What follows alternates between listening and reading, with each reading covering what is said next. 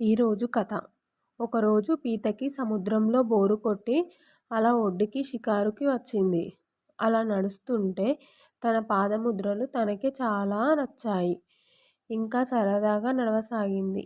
ఇంతలో అలలు వచ్చి ఆ పాదముద్రలని చెరిపేశాయి.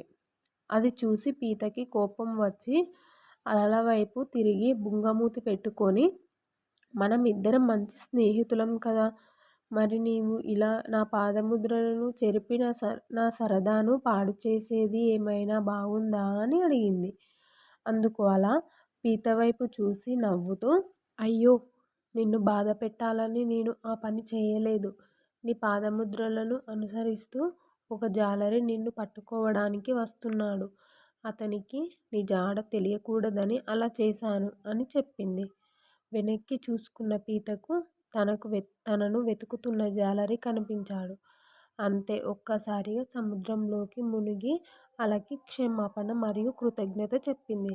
స్వచ్ఛమైన స్నేహంలో అనుమానాలకి చోటే ఉండకూడదు.